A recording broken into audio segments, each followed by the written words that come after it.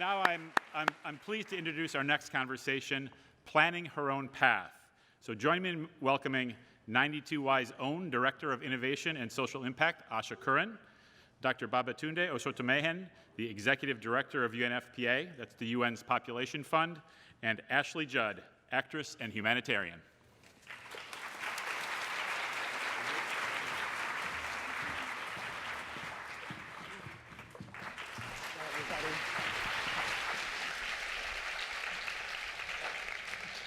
Hey all, say 2030 now. Woo! Please sit, be our guests. What an honor to be on stage with both of you, and it's always, as every year, amazing to see all of your faces here as well. So let's get right to it, we don't have too much time. 1.8 billion young people in this world about to enter their reproductive years. And that puts us at a real crossroads as all of humanity, right? If we neglect their access to information, their sexual and reproductive rights, that's going to have profound consequences, not just for them, but for all of us. So we're here to talk about how governments and NGOs and activists and all of us can help to use the next 15 years to set the life trajectory of millions of young people in a way that will have profound benefits for all of humanity. So Dr. Babatunde, I want to turn to you first. And I have a 14-year-old, so I'm well versed in some of the challenges that entering those years brings up, but talk about it in a global sense. What are the challenges that young people are facing growing up around the world today? Thank you very much. I think the first challenge they face is that in many situations, they don't feel a sense of hope and they don't feel a belonging.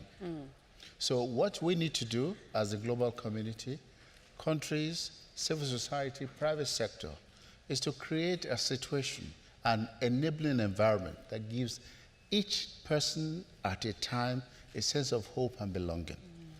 And in that context, you must ensure they can access good quality education, and that must include vocational entrepreneurship training, access to health, including sexual reproductive health services, and ability to make decisions about their lives so that they can then get jobs and they can build a life for themselves. The most vulnerable are adolescent girls. Adolescent girls get married too often in many parts of the world. Sometimes they're not even counted. They have children too early. Sometimes they die too early.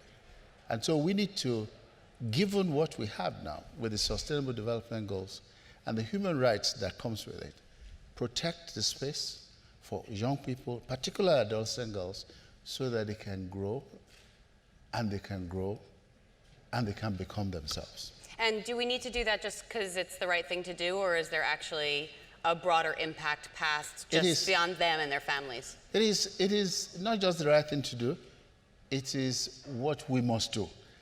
I'll give you one index, and I hate to use an economic index.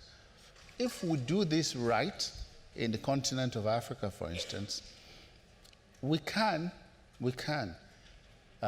provide 500 billion additional dollars to the GDP of Africa. So given the number of young people, every African country has about 65% of its population below 30. So if you do right for all young people, and they're inclusive, and they feel that they're part of a development, and they can innovate, create, be themselves, disrupt the system. Just make sure you move it forward in a positive way. We can have $500 billion a year added to the economy of Africa. It's huge.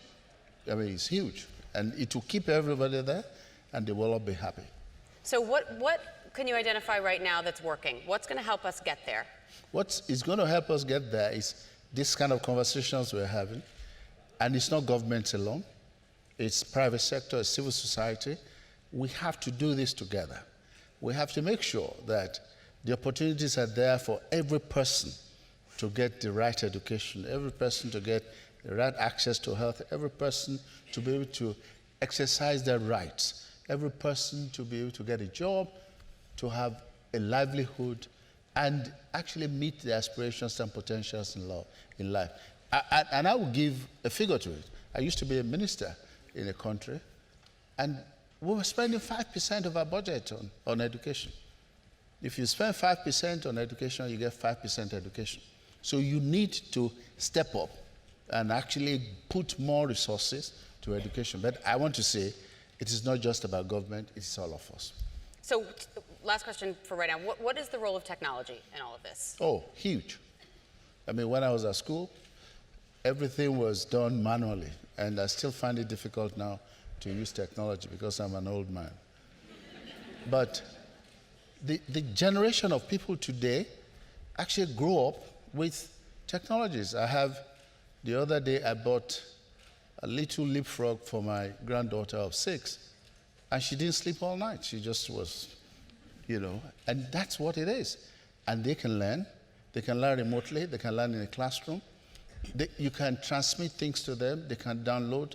It's amazing out there. And I can't even imagine what innovation they can do. And I think that's where it should go. It'll be up to them. So what are the biggest obstacles? The biggest obstacles, I think, are resources. Resources and making sure the resources are there. You see, we I think, as adults, we don't connect with young people. We don't allow them to be part of this. We have to allow them to be part of it. Because if the intergenerational connection is there, you will be able to understand what is their need and you can provide for them. And I think resources, in terms of what we're talking about, it's not just money, it's about space, it's about the ability to do what they want to do at the time they want to do it. And I think it will happen. Ashley, you spend a lot of time connecting with young people and being out there and on the ground and intimately involved in these big social change efforts. And so I'm going to ask you the same question. In your experience, from what you've seen with your own eyes, what's working? What are the biggest obstacles? And what does that fight for change look like in the places that you've been? Well, first of all, I'm very glad to be here. Thank you all for showing up. And in case you haven't figured it out yet, this is a great man. And so I'm very touched to even share the stage with you. And I think that it's very telling about your ethic and your values that the first thing you mentioned is hope. So I appreciate the question, and as was noticed, this is the largest cohort of young people in the history of the human species. And looking, that's hard to capture, it's hard to reify and imagine, so let's look at what it is contemporarily in terms of women of reproductive age. There are 240 million women of reproductive age in the world right now, including adolescent girls who don't have access, 220, who don't have access to modern family planning. And what we do at Population Services International, an NGO with whom I've worked for many years now, is we help make family planning choices available that are safe and appropriate. So we want to provide at least 4 choices for every woman of reproductive age, because that gives her the dignity and autonomy. And I think that something that Dr. B was talking about is that autonomy, the dignity of choice and being empowered. And when you also mentioned connection, we make markets work for poor people, and we use private sector techniques to reach the most vulnerable and poor. So when you're talking about what is the upside, I think it's really okay to talk about the economic upside, in that, as we know, for every year a girl goes to every additional year of secondary school that a girl is able to attend, her earnings increase by 10 to 20%. If just 1% of an adolescent cohort of girls goes to secondary school, a country's GDP increases by 0.3%. And something that we don't always talk about is their economic value as well as consumers. We talk about the necessity for economic autonomy and independence, which also decreases the chance of gender-based violence and increases efficacy and agency within the household. But girls and women have huge decision-making power when it comes to their purchases. Everywhere. So we can, God love the cat, and I've got 9 of them. I shouldn't say this anymore, but there are a lot of ways to skin a cat. And one of the things that PSI does is we have these health franchises. And when I started 12 years ago, it was all very siloed and it wasn't integrated, and you would go for one service, but nothing else was provided. But now we have 10,000 franchises in 33 countries with 10 million customers. And if a woman goes because her baby has a cold, she might be tested if she's pregnant again for gestational diabetes. She'll have a gender-based violence screening. She can be educated about the value of an insecticide-treated malaria net and empowered with the information about why it's important that she in the most vulnerable house sleep under it and that the guy doesn't take it, you know, child survival and safe drinking water. And the family planning piece is so integrated into all of the service delivery at PSI. And I'll just conclude this part with a story. I was thinking about my friend Teresa when we started, and she and her husband fell in love when they were kids. She was washing at the river, and he tells the most charming love story about, you know, seeing her from a distance and falling in love and saying, you know, I'm gonna marry that girl someday, a story that we all know. And he did, he married Teresa, and they've had 9 unintended pregnancies. Oh.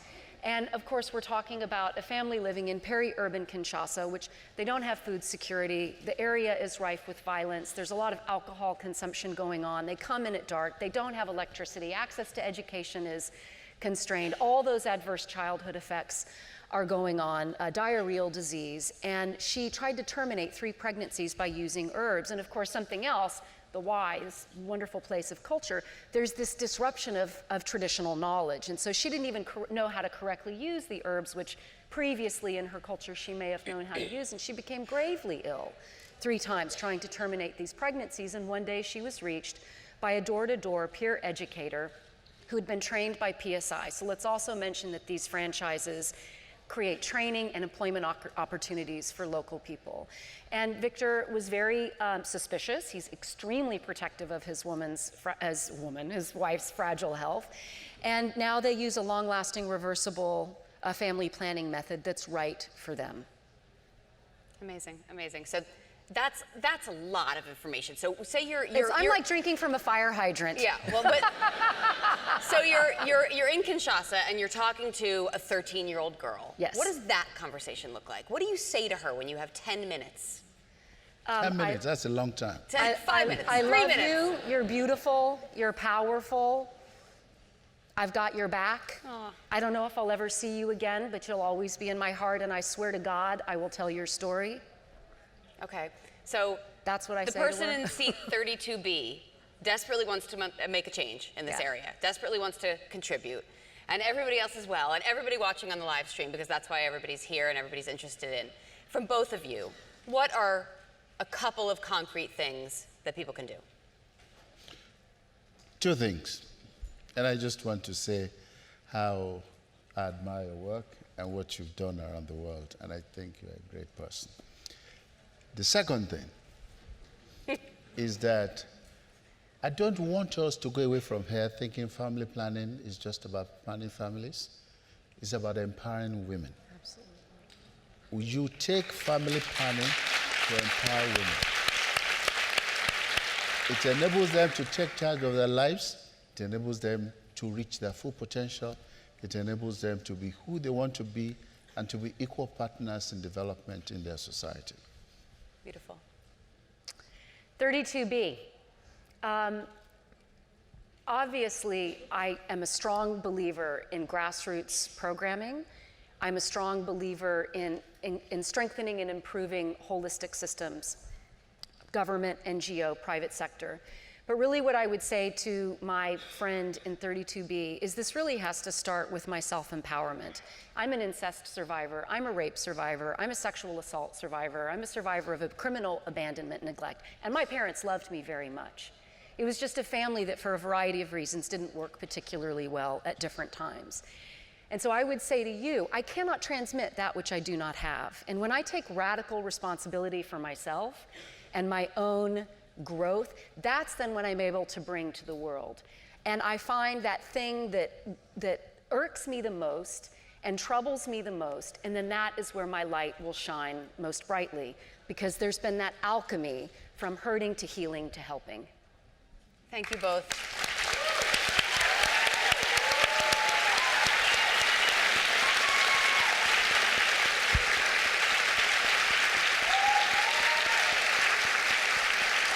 It's a good place to end.